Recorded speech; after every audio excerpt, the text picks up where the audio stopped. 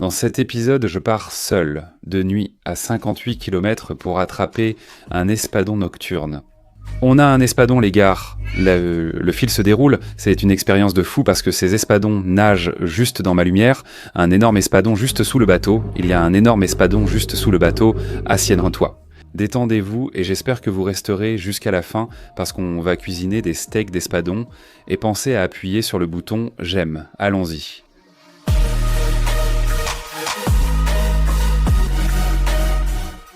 Je suis un peu excité. Alors excusez ma respiration forte, je viens de faire un petit entraînement en mangeant quelques-uns de mes tests de bol, donc je suis tout excité. Je suis ici dans ma salle de sport et je me disais que je voulais faire quelque chose d'héroïque aujourd'hui et c'est presque comme un cadeau du ciel. Je me suis approché ici et j'ai regardé une de mes étagères avec plein de vieux équipements de pêche dessus et j'ai trouvé l'écriture sainte. L'écriture sainte de ce qui doit être fait. Ceci, juste ici, je l'ai écrit il y a 4 ou 5 ans. Il y a 7 ans, je suis sorti tout seul et j'ai attrapé un espadon, et c'est l'une de mes vidéos les plus regardées. Je mettrai le lien dans la description de la vidéo. Si tu ne l'as pas vue, tu dois absolument la regarder. Mais je suis tombé sur une sorte de pense-bête. En gros, comment monter les cannes. Tu sais, avoir un moulinet 50 wide avec une boucle en fil dentaire, un ballon, 50 pieds de bas de ligne jusqu'à un plomb, puis à ton appât. Donc j'ai tout détaillé, j'ai une liste de tout ce dont j'ai besoin, où pêcher, entre 900 et 1300 pieds, là où se trouve la zone de touche. 500 à 400 pieds, c'est à peu près là que les espadons remontent à la surface, donc je me suis dit que je devrais aller pêcher l'espadon de nuit. J'ai ouvert l'application Windy et j'ai décidé de voir, peut-être que j'irai pêcher l'espadon la prochaine fois la nuit quand il n'y aura pas de vent. Et puis j'ai réalisé que ce soir, il y a un nœud de vent. Il n'y a pas de vent ce soir. Et ensuite, le vent se lève pour toute la semaine prochaine. Alors je me suis dit, attends, si je dois le faire, il faut que je le fasse aujourd'hui. Il est 13h30, je n'ai pas touché à mon matériel de pêche à l'espadon depuis 3 ou 4 ans, rien n'est monté. Mon bateau n'est même pas à l'eau, il n'y a pas de carburant dedans, je n'avais pas prévu de faire ça aujourd'hui. Il y a quelque chose en moi qui me dit qu'il faut que j'y aille. Je ne sais même pas si ma balise de détresse fonctionne encore, il faut que je vérifie qu'elle marche parce que si on va à 58 km au large, on devrait probablement avoir du matériel de sécurité, alors je me dis, mon pote,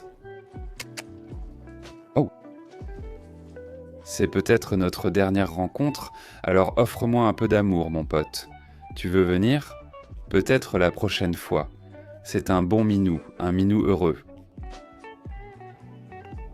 Tout ça est à toi, mon pote. Je te le lèguerai par testament. Grâce à ma liste de tâches, je devrais pouvoir tout préparer en 3 heures environ. Voici comment fonctionnent les équipements si je veux sortir à une heure raisonnable. C'est qu'on a une largeur de 50, donc j'en ai 1, 2, 3.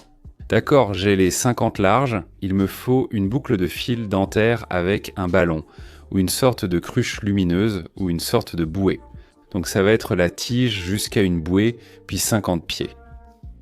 2 lignes allant jusqu'à un poids à partir du poids. Nous avons encore 50 pieds d'orcontuit de ligne allant jusqu'à un émerillon à agrafe. Un émerillon baril, environ 300 livres de bas de ligne, peut-être 6 ou 10 pieds de ça jusqu'à l'appât. Et j'ai déjà des appâts prémontés. Et ces appâts sont congelés depuis, 3 ans ? 4 ans, probablement.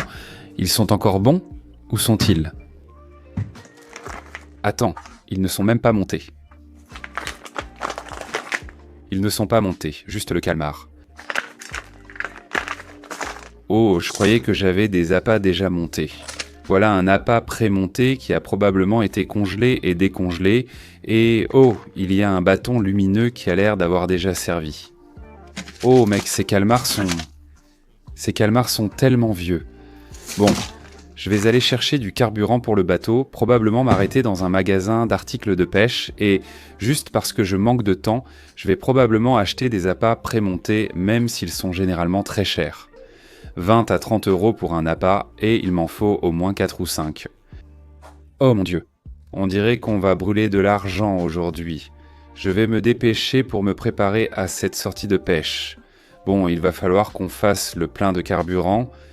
Pour ça, j'ai ces bidons VP Race. Je vais faire le plein. Honnêtement, pour un voyage aussi loin, je vais peut-être devoir 2 allers-retours à la station-service. Et la station est à environ 15 minutes d'ici. Donc ça fait probablement 45 minutes aller-retour, soit 1h30 juste pour faire 2 pleins d'essence. Ensuite, verser tout le carburant dans le bateau, ça va prendre environ 1 heure et préparer toutes les cannes à pêche va prendre... Cela prendra au moins 1 heure. Si je calcule bien, je ne pourrai pas finir en 3 heures, mais je ferai de mon mieux pour me dépêcher. J'ai un mur de bananiers qui pousse là-bas. Je vais sûrement installer des lumières pour éclairer les bananiers, tellement de choses amusantes se passent sans te chercher dans le jardin. Le panneau solaire a un câble qui descend jusqu'aux lumières. Vous pouvez voir que j'ai une lumière installée là, une autre là et une autre là. Même chose de l'autre côté, je les ferai courir le long du quai. On les installe et c'est réglé. Il suffit de les poser pour les installer. Elles fonctionnent directement dès la sortie de la boîte. Bon, j'ai une bonne nouvelle et une mauvaise nouvelle. La bonne nouvelle, c'est que le bateau est entièrement chargé avec tout ce dont nous avons besoin, je pense. Voyons la liste de contrôle, d'accord. Permis HMS, EPERB et fusée de détresse, un appareil de mesure de 47 pouces, des cannes, des appâts, des manchons, une pince à sertir, des bas de ligne, des plombs, des ballons lumineux ou un flotteur, du fil à ligaturer, une gaffe et un harpon avec ligne de flottaison, une corde pour la queue, un couteau, un sac à poisson et de la glace, de l'essence et de l'huile, la lumière sous-marine, une batterie pour le moulinet électrique, des appâts vivants si j'en ai, et une canne à maï-maï. D'accord, j'ai tout. J'ai quelques appâts vivants. Dois-je les prendre ? Peut-être que je devrais prendre un appât vivant. La bonne nouvelle, c'est qu'il est 5 heures du soir, le bateau est chargé mais aucune de mes cannes n'était montée. Et il me faudra probablement environ 1 heure pour monter toutes ces cannes. Probablement plus d'1 heure. Je suis un peu en retard sur le planning. Je vais essayer de les monter rapidement et voir combien de temps ça prend. Mais je vais porter un gilet de sauvetage avec ma balise de détresse radio-balise de localisation des sinistres attachée dessus, au cas où on coulerait ou qu'on tomberait du bateau là-bas. Je ne disparaîtrai pas totalement, mais permettez-moi de m'y préparer. On verra l'heure plus tard. Je me demande si un grondin ferait un bon appât là-bas. Aucune idée. Carangue bleue, ça pourrait être un bon vif. Prenons-en une de plus. D'accord, un grondeur et une carangue bleue, c'est notre jour de chance. On pourrait croiser un maï-maï et lui lancer celui-là. D'accord, encore une fois, bonne et mauvaise nouvelle. La bonne nouvelle, c'est que j'ai monté cette canne et à peu près monté celle-ci, mais pas celle-là. Il va bientôt faire nuit, le soleil se couche. Eh mon pote ? Je préfère y aller pendant qu'il fait jour pour mettre 2 cannes à l'eau, puis je finirai de monter celle-ci. Il faut avoir un appât dans l'eau pour attraper du poisson. Pas vrai mon pote ? Viens ici. Oups, j'ai déjà un peu mouillé la caméra. Essuyons cette tache, il y a du vent. Ils annonçaient une absence de vent, mais il y a une brise. Je suis u. J'espère ne pas me faire malmener en sortant. D'accord. Père bon. D'accord, je l'ai accroché juste là sur le côté. D'accord. Mon pote, tu ne veux pas venir sur le bateau. Pas pour ce voyage. Si tu veux y aller, on peut, mais pas cette fois. Ok ? Quelques verres avant de partir. C'est tout pour moi. Je m'en vais. À plus, mon ami. Sois libre, Minou. Adieu, et tu sais qu'on va sûrement monter dans la tour pour la sortie. Oh oui, est-ce que j'ai tout ? Je crois que j'ai oublié mon portefeuille. Est-ce que j'ai oublié mon portefeuille ? Attends une seconde. C'est probablement assez important de l'avoir si on se fait arrêter là-bas. Ton pote a zappé son portefeuille. Comment est-ce que c'est même possible ? Très bien, à toi. Très bien. Et tu sais où était mon portefeuille ? Je ne sais même pas où est mon portefeuille. Eh, beau geste, mon petit poulet. Ce n'est pas dans mon camion. Attention, ce n'est ni en bas, ni dans le camion. J'ai regardé à l'étage. Ah. Je vais craquer. Est-il sur le bateau? L'ai-je mis quelque part sur le bateau? Je portais ce pantalon. Portefeuille, portefeuille. Aurais-je pu laisser mon portefeuille quelque part? Elliot. Non, tu dois rester dehors pour protéger les poules. Tu dois protéger les poules. Elliot surveille les poules, donc j'ai besoin qu'il reste dehors. Je n'ai trouvé le portefeuille nulle part, ni en haut ni en bas, ni dans le camion. Ce qui veut dire qu'il doit être... Oh, les poules sont dans le poulailler, timing parfait. Je t'ai eu. D'accord, bien. Parfait, je ne sais pas où est Samo, le portefeuille, je veux dire. Il doit être dans un de mes sacs. Oh mon Dieu, il était exactement là où il devait être. Disons-le comme ça. D'accord, sortons d'ici. D'accord, montons dans la tour où c'est magnifique. Oh, là on parle. Regarde cette vue, ça va être une belle balade. Je dois enlever mon chapeau pour ça, sinon tu sais, je vais le perdre. Donc, il nous reste 36 miles à parcourir et ensuite, c'est l'heure de la pêche à l'espadon. Allons-y.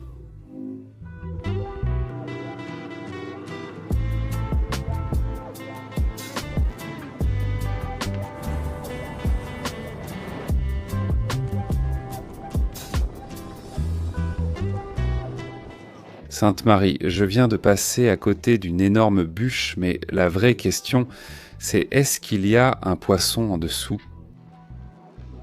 Un mahi-mahi au coucher du soleil, ça serait dingue, non? Je pourrais lancer un petit poisson à pas dessus rapidement. Ça pourrait valoir le coup vu la taille de cette bûche. Il y a même une corde dessus. Mais je ne vois pas de mahi-mahi cependant. Tu sais quoi? Je dois mettre un truc dessus. Ce serait fou de ne pas au moins essayer, juste une seconde.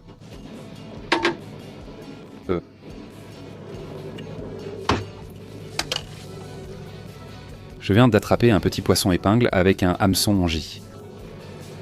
Je vais juste le lancer là-bas et on va voir ce que ça donne.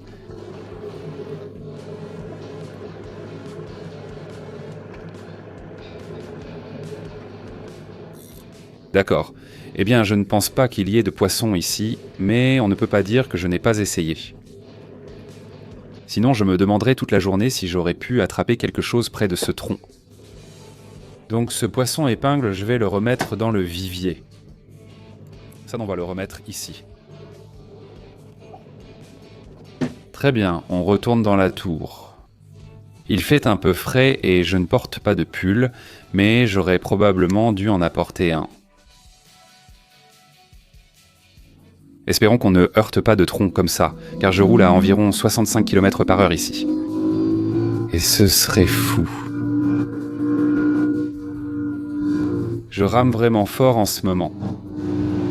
On a encore des trucs qui flottent ici. On dirait deux bouées avec une corde dessus. Il fait si sombre que je ne peux pas voir s'il y a des poissons dans l'eau. Tu sais quoi? Je vais juste continuer. Il est trop tard dans la journée pour lancer des appâts pour le mahi-mahi. Je ne sais pas si tu peux voir ça, mais c'est vraiment dingue ici. Genre de grosses vagues là-bas et là-bas, et c'est comme si tous les courants de retour se percutent juste ici. C'est fou, mais tu ne peux probablement pas le voir. C'est à cause du Gulf Stream. C'est une vague d'environ 1,50 m, juste là. C'est une véritable déferlante. Oh oh oh oh oh. Elles ont sûrement l'air petites à la caméra, mais ce sont des vagues sacrément folles, bébé. Houhouhouhou. Ouais. Sacré nom d'un chien, il faut vraiment s'accrocher fort. Très bien, on est enfin arrivé sur les zones de l'espadon, et il commence vraiment à faire sombre maintenant, mais je suis content d'être arrivé ici à temps. Je sors maintenant de la tour. La visibilité s'est réduite en hauteur. Voyons voir. Oh, c'est éblouissant. Baisse un peu la luminosité. Très bien, on est dans 1000 pieds d'eau. 1000 pieds d'eau, parfait. Maintenant, je vais juste voir ce que fait la dérive. Et ensuite, choisir un endroit, choisir le bon endroit où on va rester entre 900 et 1200 pieds d'eau. C'est la profondeur dans laquelle on veut rester. Donc je vais me placer pour dériver sur la ligne qui nous garde le plus longtemps dans cette profondeur. Allumons un peu de lumière ici. Ah voilà, je vois de nouveau. Où sont mes fiches de triche? Les voilà. Très bien, donc la profondeur optimale est de 1000 à 1200 pieds.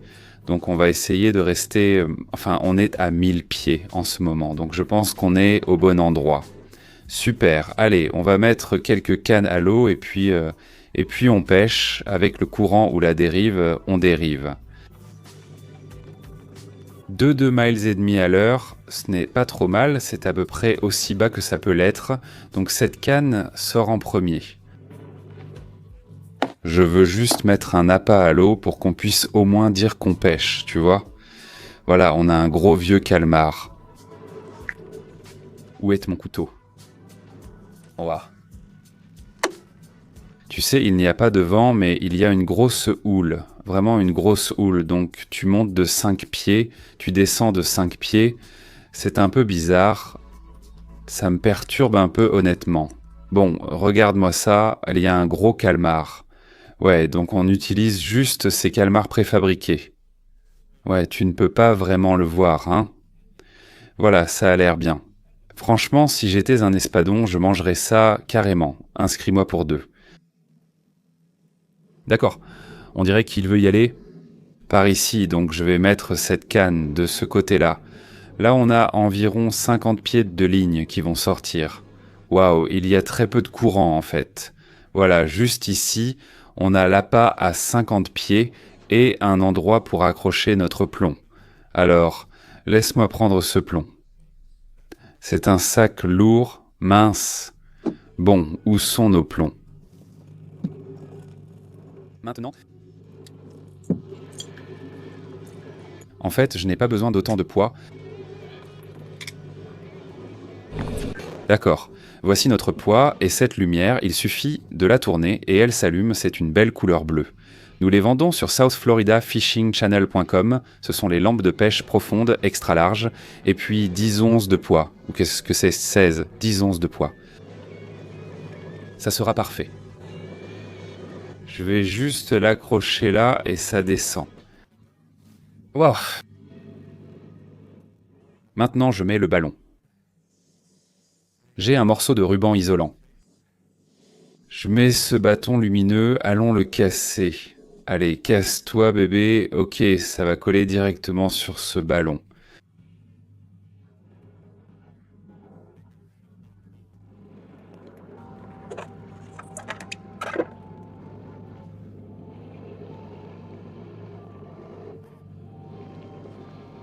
Très bien, maintenant je peux le lâcher et le laisser dériver loin du bateau.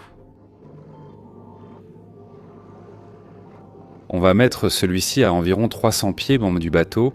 La deuxième canne sera à une centaine de pieds du bateau et la troisième canne ira directement vers le fond.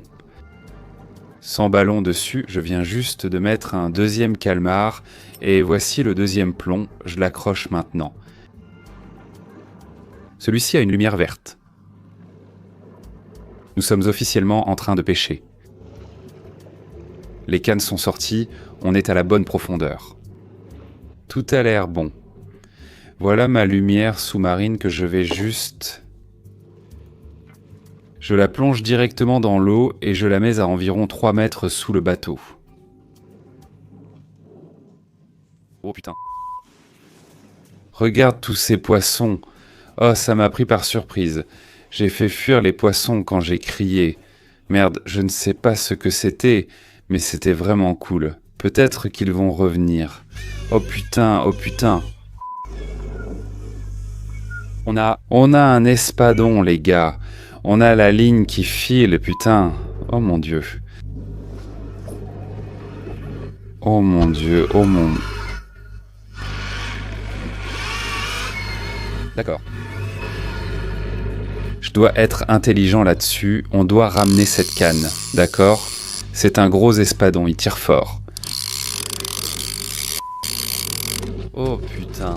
Oh, il s'est arrêté, il s'est arrêté. Pourquoi il s'est arrêté? Il s'est décroché, il remonte. Il est peut-être en train de remonter.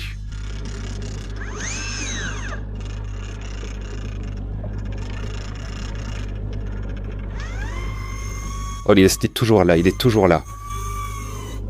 Merde, je n'arrive pas à y croire. Ok, il faut que je ramène cette canne.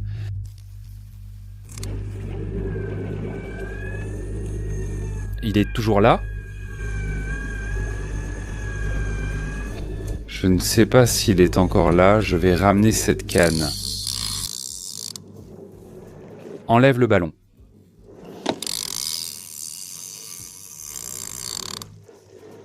Enlève le poids. Ce poisson a plongé à 240 mètres. C'est fou. D'accord.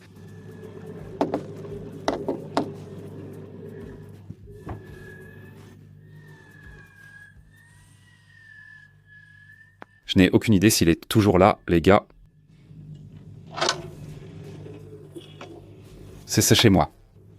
Je vais le garder prêt.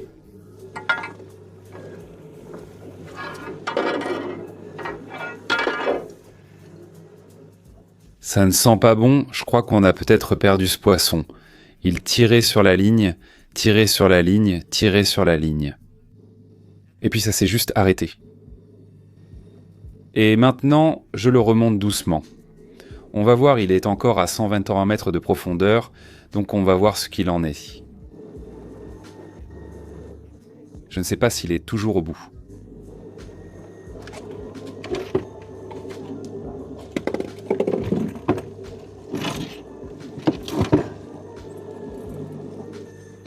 Il est possible qu'il soit toujours au bout. Je ne sais pas, c'est difficile à dire. Je me suis coupé le doigt. On dirait qu'on l'a perdu, mais il est presque revenu en place. Oh, ça fait vraiment très mal. Voyons voir, voici le poids.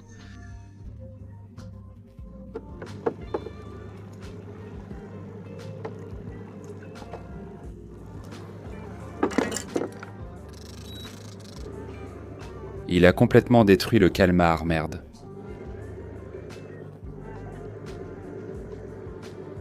Tu sais quoi, je pourrais peut-être réutiliser ce calmar si je... J'ai une idée. D'accord, eh bien... Je vais réinitialiser mes répliques et réessayer.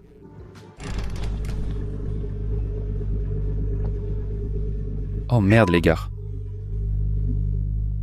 Quelque chose vient de toucher, je ne sais pas s'il est accroché. Oh mon Dieu, quelque chose vient de nous frapper. Oh oui, il est dessus, il est dessus.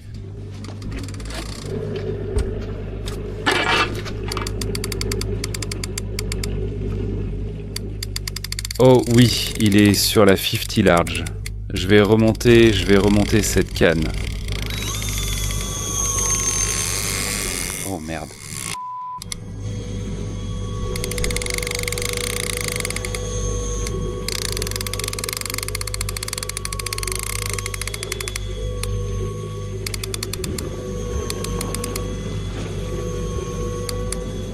Oh là là, ça va être un combat de fou.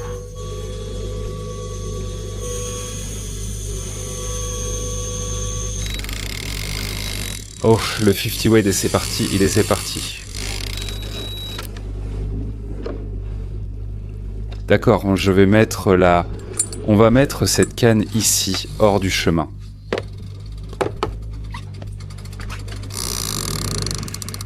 Oh merde les gars, on a ferré, merde, du mou.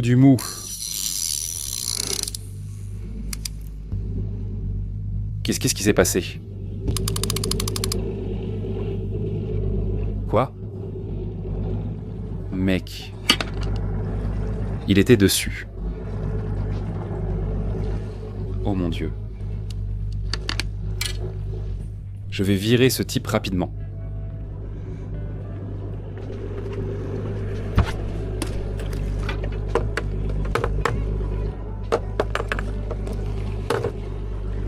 Ce n'est pas très joli, je l'ai attaché avec des colliers pour essayer de réparer, mais ça ne ressemble pas à grand chose. Mais je l'ai déjà sorti, peut-être qu'on aura une seconde chance. Oh mon Dieu, un énorme espadon juste sous le bateau. Un énorme espadon se trouve sous le bateau.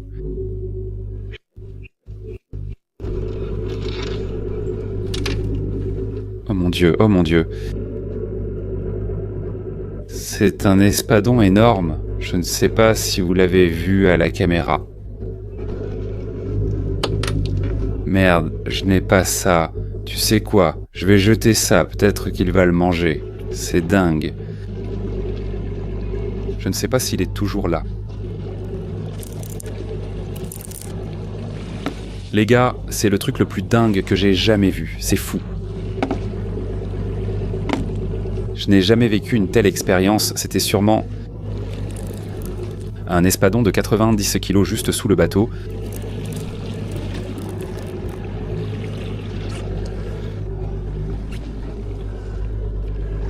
Il a nagé juste sous la lumière. C'est fou, je veux dire, c'est complètement dingue.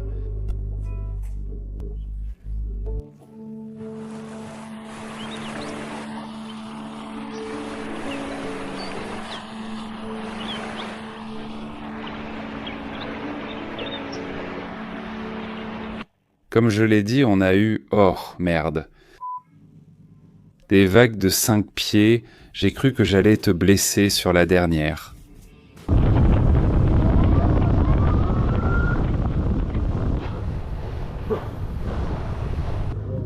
On fait juste un contrôle de sécurité. D'accord.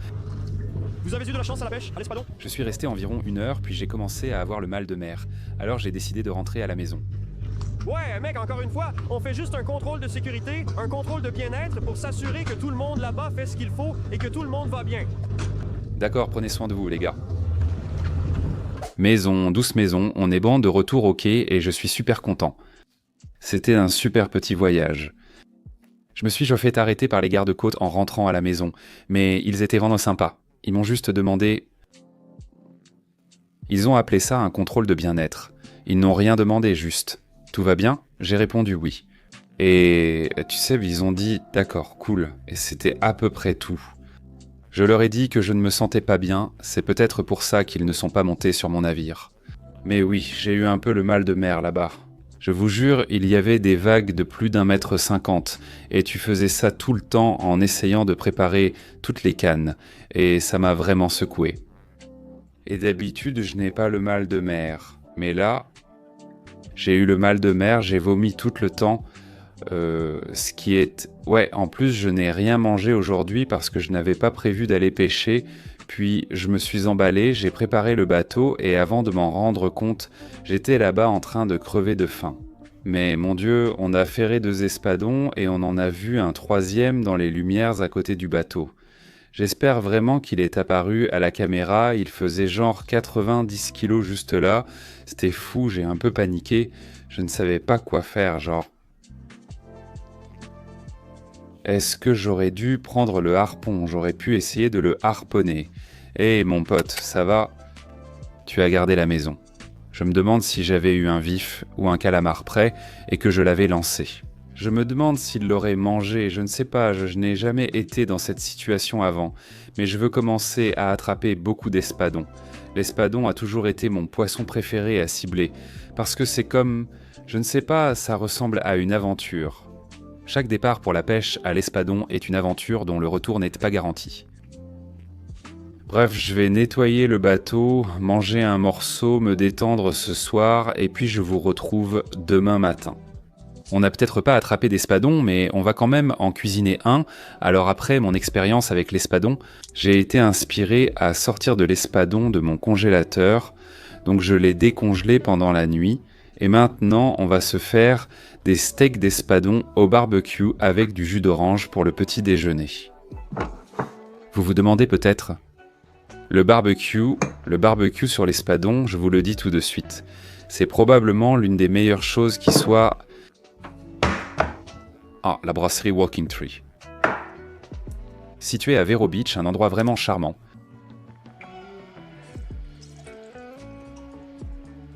Vous entendez peut-être les tronçonneuses, mais l'un de mes palmiers est en train d'être abattu. J'espère qu'il ne tombera pas sur le Range Rover. Il pourrait... Oh, ça y est. Oh, oh. Il l'a juste raté. Parfait. Un grand merci à Marathon Matt de Marathon Sport Fishing, je crois. Oui, on a attrapé ce poisson épais sur son bateau et il a l'air... C'est incroyable. L'espadon, c'est comme un steak. C'est un de mes poissons préférés à manger. Il est tellement beau. On va les sécher avec un peu de papier absorbant. Prendre une gorgée de jus d'orange, je te le dis, un verre de jus d'orange et quelques steaks d'espadon. Je vais passer une super journée. On va les assaisonner avec un peu de sel. Et on va faire ça des deux côtés, donc on va les retourner et on va les enlever du papier absorbant parce que maintenant c'est le moment sérieux. Encore une pincée de sel de l'autre côté et maintenant on va se faire plaisir. J'ai une sauce barbecue au bourbon vieilli en fût et une sauce barbecue hawaïenne qui a un goût sucré d'ananas et des saveurs relevées, tandis que l'autre est plus au sucre brun et à la saveur de bourbon. On veut tout enrober. On va les retourner. Frappe-les avec ça. Bam. Bing badabop. Maintenant, il est temps d'ajouter le bourbon.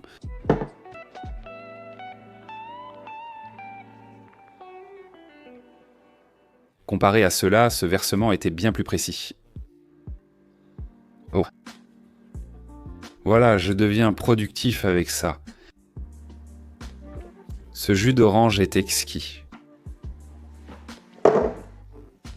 Je n'ai même pas encore commencé à manger. Nous avons bien enduit nos steaks d'espadon et maintenant nous allons les laisser là pendant que nous allumons le grill. Oh, un aquarium à poissons frais. C'est le banc de sable des Keys de Floride, l'aquarium à poissons. Tout ce qu'il y a dans cet aquarium, je l'ai pris sur le banc de sable. Donc c'est comme mon banc de sable personnel dans le salon. Donc j'ai toujours l'impression d'être sur le banc de sable. J'ai même mis un peu d'algues là-dedans. Mais ce n'est pas encore totalement propre.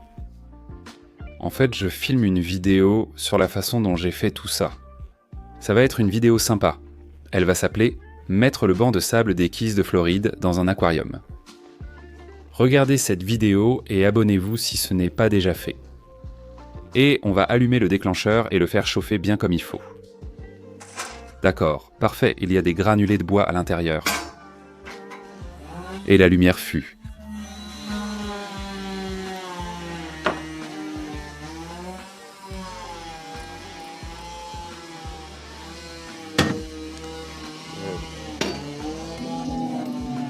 Nettoie un peu les grilles.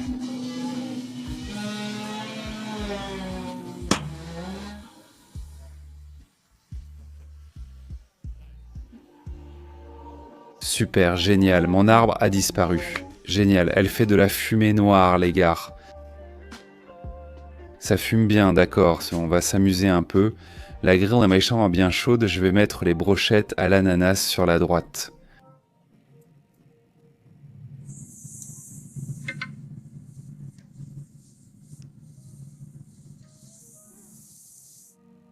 Ça fait 6 minutes. Voyons où elles en sont. Très bien, on va leur faire un petit retournement sympa.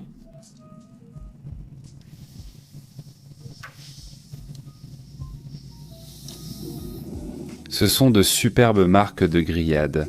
C'est exactement ce qu'on recherche. C'est exactement pour ça qu'on est venu. J'ai laissé cuire encore 6 minutes de l'autre côté. Et ça devrait être prêt. Oh, ça a l'air super.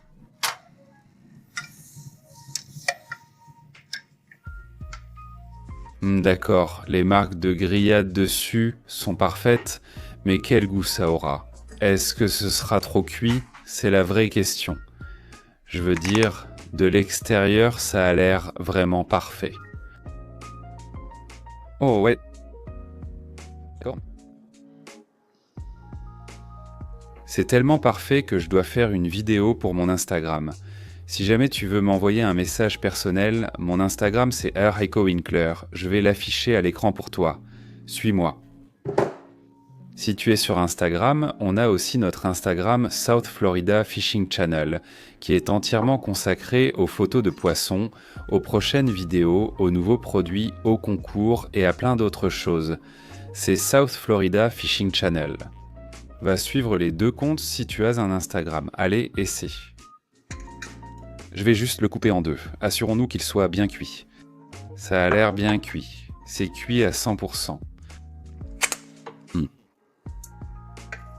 C'est presque comme du porc.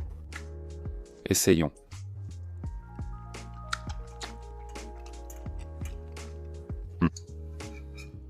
Tu sais quoi, j'aimerais bien avoir un peu plus de sauce barbecue pour ça. Je coupe toujours la partie de la peau, donc ça c'est la peau. Je ne connais personne qui mange la peau d'espadon et si tu le fais, ça m'intrigue. Ah ouais, là on parle. Regarde-moi ça, c'est un vrai steak. Je vais dire que cet espadon était congelé, mais il est quand même délicieux. Mais franchement, ça n'a rien à voir avec le fait d'attraper un espadon et de le manger dans la semaine qui suit, jamais congelé. Il y a quelque chose là-dedans qui est juste hors du commun, mais ça fera l'affaire pour l'instant jusqu'à ce qu'on attrape un autre espadon. Je vais y retourner et je prendrai ma revanche, alors abonnez-vous et restez attentifs, parce qu'il y aura bientôt une miniature avec moi et un énorme espadon sur le bateau, ça je peux vous le garantir. Merci beaucoup d'avoir regardé cet épisode jusqu'au bout et on se retrouve au prochain, à bientôt.